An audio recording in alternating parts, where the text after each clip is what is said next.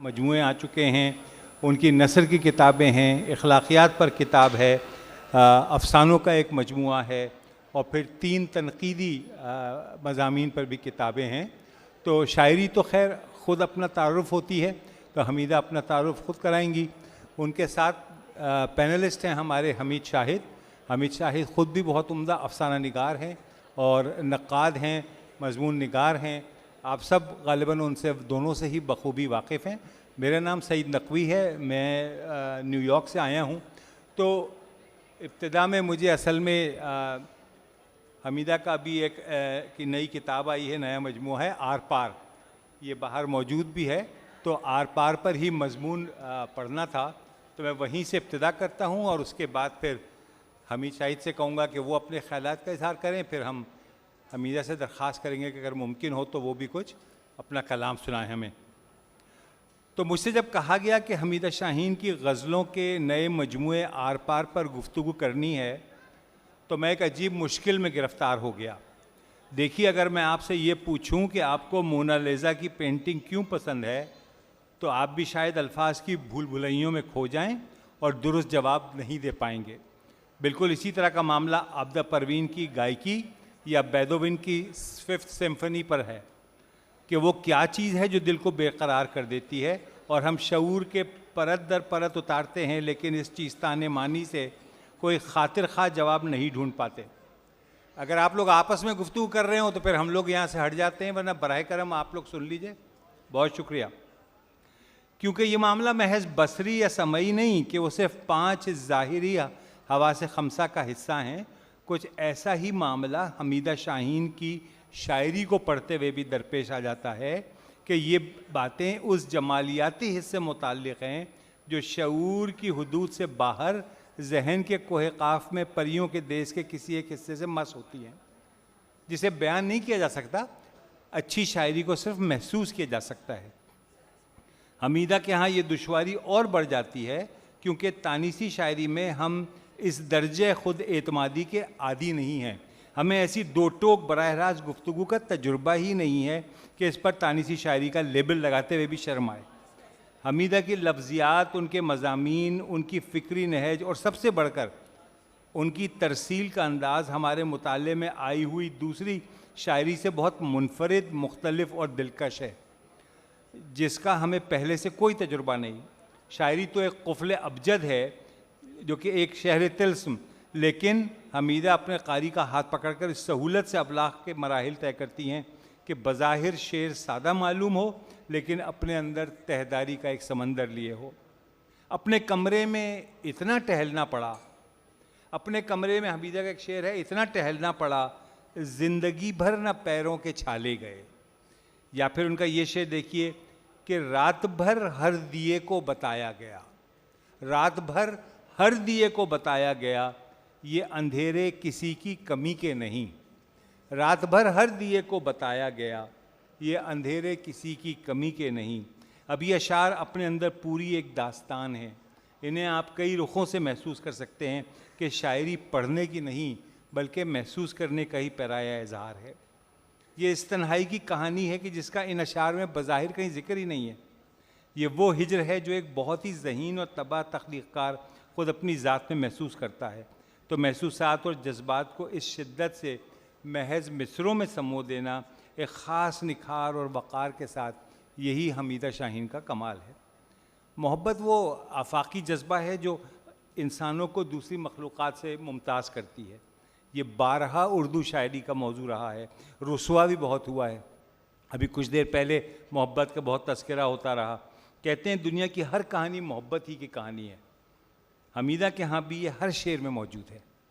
ایک بے کراں سمندر میں قطرے کے وجود کا ایک استعارہ ہے یہ محبت، ایک تخلیق کا اپنے خالق سے اور ایک فرد کا اپنے معاشرے سے نسبت کا استعارہ۔ اور جہاں بات دو طرفہ محبت اور تعلق کی ہو رہی ہو تو وہاں کو آپ کو اس شدت احساس کی آتش بھڑکتی ہوئی نظر آئے گی، لیکن اس آتش دان میں وہ اپنا ذاتی وقار داؤں پر لگانے کو تیار نظر نہیں آتی۔ خود سپردگی ہے تو وہ بھی اپنی ذات کے اعتماد کے ساتھ۔ ان کا ایک شعر دیکھیے کہ سنہری نظم کالی آستی میں ٹانک دی ہے، سنہری نظم کالی آستی میں ٹانک دی ہے، اب اس ٹوٹے بٹن کا اور کیا تاوان لوگے. سنہری نظم کالی آستی میں ٹانک دی ہے، اب اس ٹوٹے بدن کا اور کیا تاوان لوگے. میں تیرے کنجے تغافل سے نکل دی کیسے، میرا سامان اسی کونے میں پڑا سجتا ہے. اور تصادم کے علاوہ ان گنت ضمنی مسائل ہیں، تصادم کے علاوہ ان گنت ضمنی مسائل ہیں. تیری ہستی سے وابستہ ہمارے سامنے مت آ. تو اس میں ایک جو خودداری ہے، حالانکہ جو گفتگو ہے وہ دو طرفہ محبت کی ہے.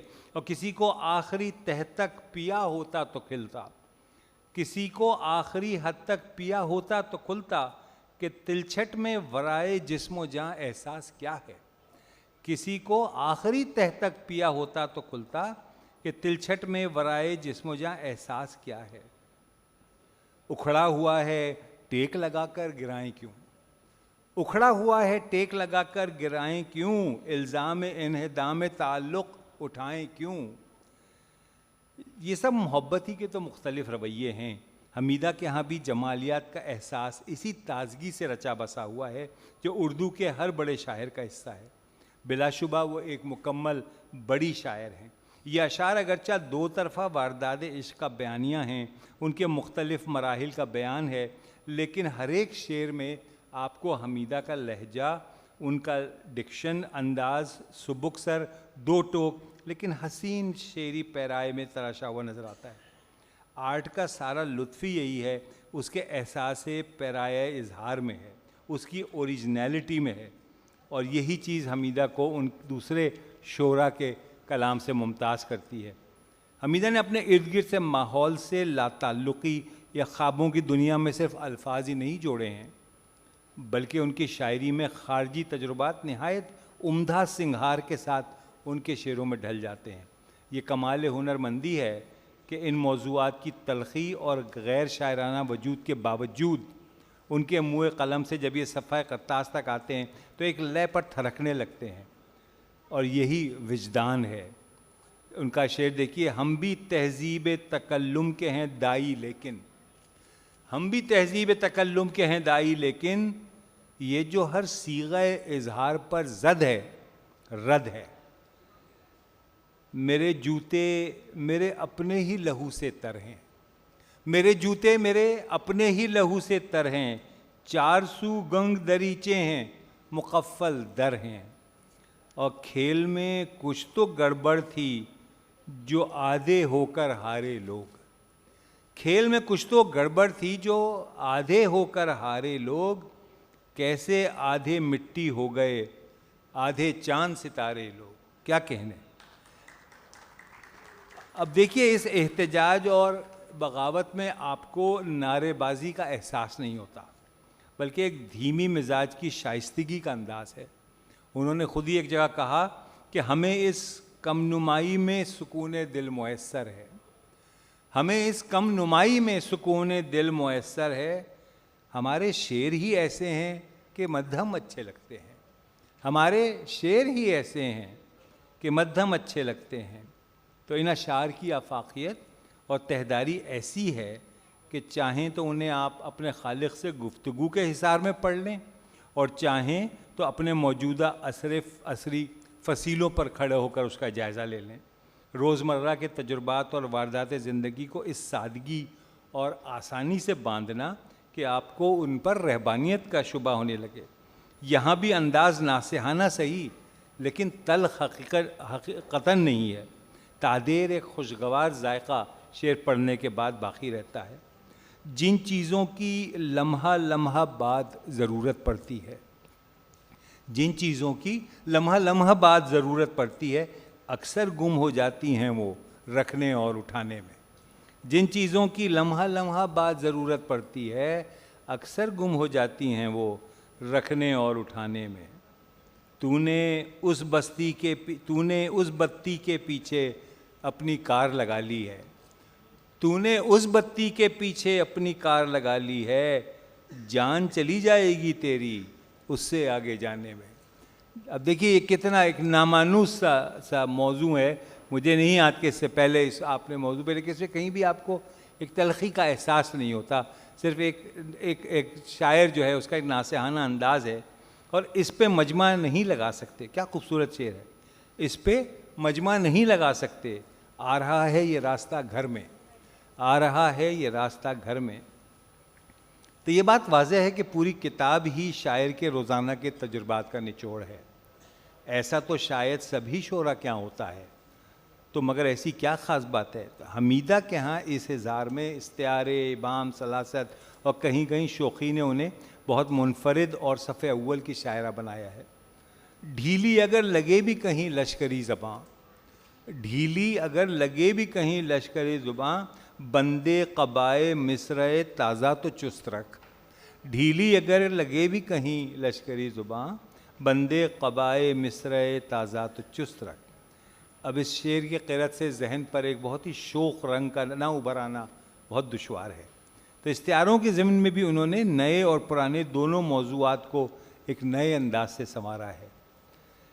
شجر خامشی آنگن میں کھڑا رہنے دے، شجر خامشی آنگن میں کھڑا رہنے دے، میرے سر پہ میرا کوئی تو بڑا رہنے دے. شجر خامشی آنگن میں کھڑا رہنے دے، میرے سر پہ میرا کوئی تو بڑا رہنے دے. اور وحشت چشم تجھے کیسے رہائی دے دوں، وحشت چشم تجھے کیسے رہائی دے دوں، کسی روکے گئے آنسو کی نشانی ہے تو، کسی روکے گئے آنسو کی نشانی ہے تو. اور پھر اس شعر میں ایک عجیب شکایتی خود سپردگی کا لہجہ مجھے سنائی دیا کہ آپ کا دل خود بخود شاعر کا حامی ہو کر اس کے لیے پگھلنے لگتا ہے. کہتی ہیں تیرا شمار بڑھانے کو صفر ہو جاؤں، تیرا شمار بڑھانے کو صفر ہو جاؤں، مجھے بس اتنا بتا دے کہاں نہیں ہونا، مجھے بس اتنا بتا دے کہاں نہیں ہونا. اب وقت کم ہے تو تلازمہ کا میں یہاں صرف حوالہ دے دیتا ہوں کہ اس مختصر وقت میں ایک بڑے شاعر کے ہنر پر گفتگو ممکن نہیں ہے. بنا گیا ہے میرے ذائچے کو آج کہکشاں، بنا گیا ہے میرے ذائچے کو آج کہکشاں، وہ خامہ ستارہ ساز اپنی ایک چال سے. اور ان کا آخر میں ایک یہ شعر، کہتے ہیں جس کی الماری ہے مرضی بھی اسی کی ہے، کہتے ہیں جس کی الماری ہے مرضی بھی اسی کی ہے، جس کو چاہے رکھ سے سب سے اوپر والے خانے میں. کہتے ہیں جس کی الماری ہے مرضی بھی اسی کی ہے، جس کو چاہے رکھے سب سے اوپر والے خانے میں. تو میری تو یہی دعا ہے کہ وہ خدائے حرف و معنی انہیں شعری وجدان اور اظہار کے سب سے اوپر والے خانے میں ہی برقرار رکھے. بہت شکریہ، بہت شکریہ. تو بہت شکریہ. حمید شاہد نے حمیدہ کو بہت عرصے سے سن رہے ہیں، پڑھا ہے.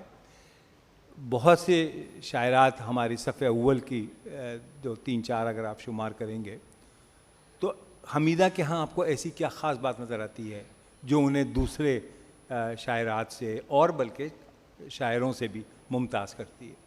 بہت شکریہ. ابھی جب آپ الماری کا اور اوپر والے کھانے کی بات کر رہے تھے تو ہمارے گھروں میں تو ہماری بیگموں کی زیادہ مرضی چلتی ہے کیونکہ مجھے اپنی یاد ہے میری الماری سکڑتی جا رہی ہے، اس کے کھانے اور ان کے جو پھیلتی جا رہی ہے لیکن پھر بھی ہمارے ہاں جو تانیثیت والی ایک خاص نعرے والی شاعری ہے، اس میں یوں لگتا ہے کہ شاید مرد مردود ہے اور عورت جو ہے وہ بہت مظلوم ہے.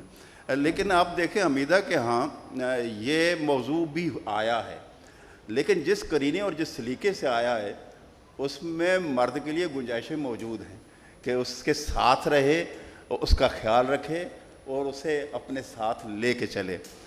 میں یہ سمجھتا ہوں کہ یہ میں نے ایک سطر 2-4 سطریں لکھنے کی کوشش کی ہے، باقی میں بات زبانی کروں گا. پہلے میں وہ پڑھ لوں، مجھے موقع ذرا کم ملا کہ میں ان پہ کچھ لکھ سکوں. میں معذرت خواہ ہوں کہ ایک حمیدہ کو میں بڑا شاعر سمجھتی ہوں، حمیدہ کو بھی بڑا شاعر سمجھتی ہوں، اور ضیاء بھائی جو ہیں ان کے شوہر نامدار، وہ بھی آپ دیکھیں گھر میں 2 شاعر ہوں اور دونوں کا بالکل الگ مزاج ہو، بالکل مختلف وہ لکھنے والے ہوں، تو کتنا اچھا لگتا ہے کہ وہ اپنے اپنے ڈھنگ سے شعر کہہ رہے ہیں اور اپنے اپنے بالکل اپنے وجود کی سلامتی کے ساتھ، تخلیقی وجود کی سلامتی کے ساتھ وہ اس گھر میں موجود ہیں اور مکالمہ وہاں پہ چل رہا ہے. اچھا وہ آپ نے یہ وضاحت کر دی، وجود کی سلامتی نہیں، تخلیقی وجود کی سلامتی کے ساتھ. اچھا جی، اگر میں یہ کہوں کہ قادر مطلق جس تخلیق کار کو الگ کر کے نمایاں دکھانا چاہتا ہے اس کی تو تخلیقی توفیقات میں کچھ ایسا الگ سا رکھ دیتا ہے کہ اس کے ہم اثروں میں اس کی مثال تک نہیں ملتی، تو یہ عطا حمیدہ شاہین پر ہوئی ہے. حمیدہ شاہین کہنے کو غزل گو ہیں اور نظم و نثر میں بھی ہنر آزماتی ہیں، مگر اپنے تخلیقی وجود میں وہ اتنی مختلف تازہ کار اور منفرد لب و لہجے کے ساتھ کلام کرتی ہیں کہ محض مصرع سازی کا فن رہتا ہے نہ نثر جملہ لکھ لینے تک کا. مجھے یقین ہے کہ آنے والا زمانہ روایتی مضامین اور اسلوب میں غزل کہلانے والوں کو جلد بھلا دے گا. جی انہیں بھی جو چمکتے ہوئے مصروں اور چونکاتے ہوئے مضامین باندھ کر مشاعرے لوٹتے ہیں وہ بھی نہ رہیں گے. یہ کام شاید اے آئی بہتر طور پر کرنے لگے گی. شاعر وہی بچے گا جس کے ہاں تخلیقیت کے بھید بھنور ہوں گے، نہ سمجھ میں آنے والے اور پہلوں سے مختلف بھی.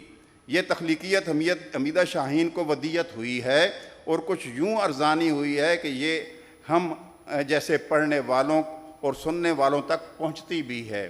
مجھے یاد ہے میں ان کی شاعری کی طرف ان کی ایک نظم کے وسیلے سے متوجہ ہوا تھا. ایک بے دھیانی، میں ٹھنڈے توے کی روٹی ہوں، مجھے بے دھیانی میں ڈالا گیا، مجھے بے دردی سے پلٹا گیا، میرے کتنے ٹکڑے اکھڑ گئے، میں ٹھیک سے سینکی جا نہ سکی، میں کسی چنگیر میں آ نہ سکی، میرا پسنا گندنا اور جلنا بیکار گیا، میں ہار گئی، ایک بے دھیانی مجھے مار گئی. کیا کہنے. رائگانی کا یہ احساس ایک عورت کا بھی ہو سکتا ہے اور ایک تخلیقی وجود کا بھی. سچ پوچھیں تو رائگانی کا یہ شدید احساس ان کی غزل میں بھی سرایت کرتا رہا ہے. ان کی غزلیات کے تازہ مجموعہ آر پار کے اس تعارفی اجتماع میں ان کے منفرد اسلوب کی بات کی جائے، ان کے ہاں نئے ہو جانے والے مضامین کا ذکر ہو یا اس جادوئی آہنگ کا جس میں مصروں کی بنت، لفظیات، تراکیب کچھ یوں کرشمہ دکھاتے ہیں کہ ان کی تاثیر سوا ہو جاتی ہے. آپ کتاب کھولیں گے تو حمد میں ہی آپ کو ایسے ہی لفظیات استقبال کریں گی جس کی طرف اردو والوں کا دھیان کم ہوتا ہے. تو تشکیق بھری گٹھڑی، الجھی جندڑی، بھاگ بھری رلتا کھلتا کے ساتھ ساتھ ارحم راحم، واجد ماجد، دائم قائم، باسط واسع رافع، صوتی تکرار، اور پھر جوں آپ آگے بڑھیں گے یوں لگے گا جیسے صوفیانہ شاعری کی تاثیر اس کلام میں بھی در آئی ہے. تاثیر میں اضافہ کرتی تکرار لفظی اور خاص صوتی لہروں کو مصروں کے اندر رواں کرنے اور مضامین کے نئے پن کے علاوہ مضامین کو انسانی نفسیات کی لطیف ترین پرتوں کی جانب تحریک دیتے ہوئے وہ بڑھائے چلی جاتی ہیں اس تاثیر کو. ان کا ایک شعر کئی نعت گو لے اڑے ہیں، ہاتھ میں کاسا کلائی میں کڑا سجتا ہے، ہاتھ میں کاسا کلائی میں کڑا سجتا ہے، در بڑا ہو تو سوالی بھی کھڑا سجتا ہے. کیا کہنے. اگتے ہوئے نہ روند ہرے مت خراب کر والی غزل تو جب یہیں مشاعرے میں پڑھی گئی تو اس کی گونج پوری اردو دنیا تک پہنچی. زبان کو جو نیا پن اس غزل میں عطا کیا گیا ہے یہ ہر کہیں سراہا گیا. ایک لطیف طنز مگر شدید دکھ کے پانیوں سے بھیگا ہوا اس غزل میں در آتا ہے. جو جس مقام پر ہے اسے بے سبب نہ چھیڑ، بکھرے ہوئے سمیٹ پڑے مت خراب کر. حمیدہ شاہین کی شاعرانہ منطق کے اندر سے اس کے فن کی جمالیات پھوٹتی ہیں، اور یہ اس لیے ہے کہ مکمل طور پر انہیں پڑھنے سے ان کی فکر کی جمالیات اور اس کا ایک رخ متعین ہو جاتا ہے. بالعموم غزل کے شعر مصرع آگے چلتے ہیں اور خود ہی کو کاٹتے چلے جاتے ہیں. انتشار فکری اچھے بھلے شاعروں کو اپنے ہی قدموں پر ایسے ڈھیر کر دیتی ہے جیسے بے استقواں ماس کا ڈھیر ہو. مگر حمیدہ شاہین کا مزاج مربوط ہے اور اس کا ایک رخ متعین ہو جاتا ہے جو ان کے تخلیقی وجود کو بھی ایک طرف اور ایک تنوع عطا کرتا ہے. میں یہ کہنا یہ چاہتا ہوں بنیادی طور پہ، میں بات پوری اس پہ لکھ رہا تھا اور یہ چیزیں رہ گئیں. دیکھیں میرا یہ خیال ہے اور یہ میں ایک صرف بات بتا دوں، پہلی دھمکی آ چکی ہے. جی پہلی دھمکی آ چکی ہے. میں صرف یہ بات کہنا چاہوں گا کہ دیکھیں غزل بہت کہی جا رہی ہے اور بہت زیادہ لوگ کہنے والے موجود ہیں، لیکن انہیں ایک یاد بات رکھنی چاہیے، جب تک آپ کی شخصیت مربوط نہیں ہوگی فکری سطح پہ اور اس کا ایک رخ نہیں ہوگا اور آپ کے پورے کلام کا بھی ایک رخ متعین نہیں ہوگا جس سے آپ کے تخلیقی وجود کی ایک شناخت بنے اور وہ اپنے قدموں پہ کھڑا ہو سکے، اس وقت تک آپ کی شناخت ممکن نہیں ہوگی. اور یہ گر جو ہے یا یہ جو بھید ہے یہ حمیدہ شاہین نے پا لیا ہے، اس لیے آپ انہیں پڑھیں گے تو آپ کا ان کا پورا تخلیقی وجود روشن ہو کے آپ کے سامنے آ جائے گا. بہت شکریہ. مطلب اشعار تو ہم پڑھ بھی سکتے ہیں، سن بھی سکتے ہیں، لیکن یہ چونکہ موجود ہیں تو ایک سوال جو آپ نے اٹھایا تھا، ایسا بہت کم ہوتا ہے کہ ایک کامیاب جوڑے میں دو اتنے ذہین اور اتنے تباہ اور اتنے کامیاب شاعر بھی اور لکھاری موجود ہوں. تو یہ بات حائل ہوتی ہے، حارج ہوتی ہے، یا ایک دوسرے کو کمک دیتی ہے، یا کوئی فرق نہیں پڑتا؟ تیسری بات زیادہ درست ہے کہ کوئی فرق نہیں پڑتا، اس لیے کہ تخلیقی صلاحیت اپنی حفاظت آپ کرنا جانتی ہے. ویسے وہ اٹھ کے جا چکے ہیں، اس لیے آپ بے تکلفی سے بول سکتی ہیں. اور چونکہ وقت کم ہے اس لیے میں بہت وقت نہیں لوں گی، میں صرف 2 غزلوں سے چند اشعار سناؤں گی اور 1-2 باتیں ضروری کرنا چاہتی ہوں کہ اس وقت میرے دائیں بائیں وہ شخصیات بیٹھی ہیں جنہیں ہمیشہ میں نے سر اونچا کر کے دیکھا ہے. ان کی بلند قامتی، ان کی تخلیقی صلاحیتیں، ان کے لکھنے کا وفور، ابھی ہم پہلی تخلیق سے سرشار ہو رہے ہوتے ہیں کہ دوسری تخلیق سامنے آ جاتی ہے. یہ پروگرام آپ کے بارے میں ہے تو اس لیے میں بے حد شکر گزار ہوں آپ دونوں کے لیے، اور ایک گواہی دینا چاہتی ہوں کہ اردو عالمی کانفرنس جو اس وقت آرٹس کونسل کراچی میں منعقد ہو رہی ہے، اس طرح کی بڑی کانفرنسوں میں کے بارے میں ایک بہت بڑی غلط فہمی پائی جاتی ہے کہ شاید ایسی جگہوں پر کسی سفارش کے بغیر سٹیج پر آنا ممکن نہیں ہوتا. میں آج اس سٹیج سے یہ گواہی دینا چاہتی ہوں کہ جب مجھے پہلی بار بلایا گیا تو یہاں کی انتظامیہ کا کوئی فرد مجھے نہیں جانتا تھا. ایک ہمارے اردو کے بہت بڑے نقاد ہیں شمیم حنفی صاحب، وہ موجود تھے کانفرنس میں. انہوں نے اپنی گفتگو میں ذکر کیا کہ لاہور میں ایک شاعرہ اچھا لکھ رہی ہے، تو صرف اس ایک فکرے کی بنیاد پر چلتی کانفرنس میں مجھے ٹکٹ بھیجا گیا اور احمد شاہ صاحب نے مجھے کانفرنس میں مشاعرہ پڑھنے کی دعوت دی. میں نے دنیا بھر میں مشاعرے پڑھے ہیں، لیکن میں اس پہلے مشاعرے کو جو میں نے آرٹس کونسل کراچی میں پڑھا تھا کبھی فراموش نہیں کرتی، اس لیے کہ کراچی نے مجھے اتنی محبت دی ہے، اتنی محبت دی ہے کہ میں جتنا بھی شکریہ ادا کروں وہ کم ہے. 2 غزلوں سے چند اشعار صرف پیش کروں گی. ایک غزل کا ابھی حمید شاہد بھائی نے ذکر کیا. میری خوش قسمتی ہے کہ اس وقت یہاں اگلی صفوں میں بہت قداور لوگ موجود ہیں. مظہر صاحب موجود ہیں، ابسا موجود ہیں، وسعت اللہ خان صاحب موجود ہیں. سر آپ سب کی نظر ایک غزل کے چند اشعار. اگتے ہوئے نہ روند لگے مت خراب کر، اگتے ہوئے نہ روند لگے مت خراب کر، تو زرد ہے تو سب کے ہرے مت خراب کر. کیا کہنے ہیں، تو زرد ہے تو سب کے ہرے مت خراب کر، اپنی کڑی سے کاٹ خرابی کا سلسلہ، اپنی کڑی سے کاٹ خرابی کا سلسلہ، پہلے ہوئے نبیڑ نئے مت خراب کر. کیا کہنے پہلے ہوئے نبیڑ نئے مت خراب کر، اور مانے ہوئے کی مان کے ترتیب ٹھیک رکھ، مانے ہوئے کی مان کے ترتیب ٹھیک رکھ، روٹھے منا منا کے سمے مت خراب کر. کیا کہنے چھونے کے بھی اصول ہیں ہر شاخ کو نہ چھو، چھونے کے بھی اصول ہیں ہر شاخ کو نہ چھو، छिदरे तो मुंतजिर हैं घने मत खराब कर। क्या कहने। बहुत शुक्रिया। छिदरे तो मुंतजिर हैं घने मत खराब कर, जो जिस मकाम पर है उसे बेसबब न छेड़। जो जिस मकाम पर है उसे बेसबब न छेड़, बिखरे हुए समेट पड़े मत खराब कर। क्या बात है, क्या बात है। बिखरे हुए समेट पड़े मत खराब कर, और जो फितरतन खराब हैं उनका तो हल नहीं। क्या बात है। जो फितरतन खराब हैं उनका तो हल नहीं, जो ठीक मिल गए हैं तुझे मत खराब क्या कर। बात है, क्या बात है, सुभान अल्लाह। बहुत शुक्रिया। जो फितरतन खराब हैं उनका तो हल नहीं, जो ठीक मिल गए हैं तुझे मत खराब कर, और तेरे खराब करदा बहुत हैं दिले खराब। तेरे खराब करदा बहुत हैं दिले खराब, इतना भला तो करके भले मत खराब कर। क्या बात है, क्या कहने। इतना भला तो करके भले मत खराब कर। और इसमें एक शेर अपने लिए है कि अब सिलवटों समेत पहन या समेट दे। अब सिलवटों समेत पहन या समेट दे, तुझसे कहा भी था कि मुझे मत खराब कर।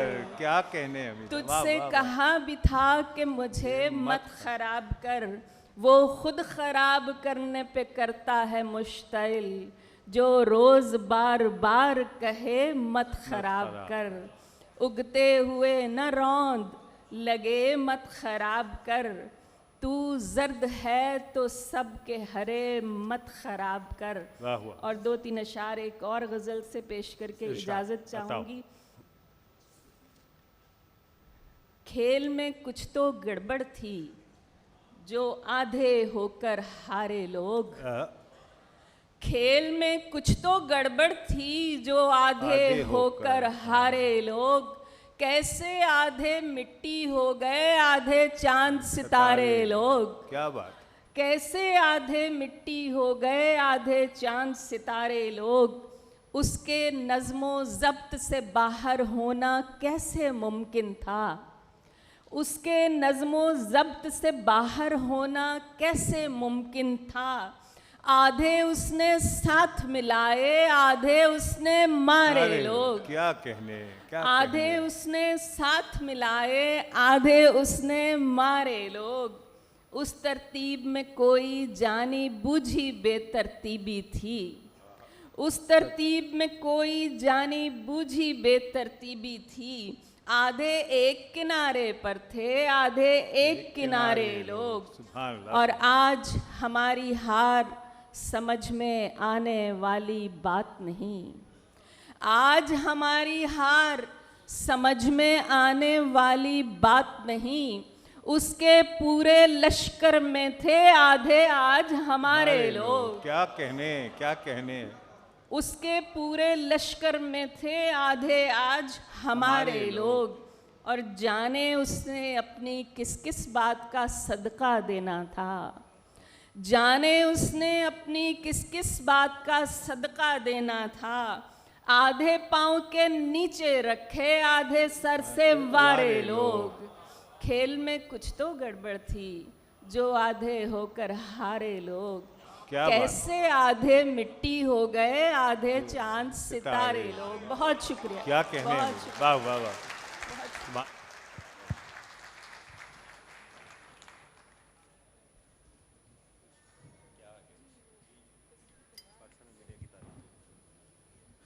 बहुत ख़वातीन हज़रात, हमारा ये सेशन इख्तिताम पज़ीर हुआ।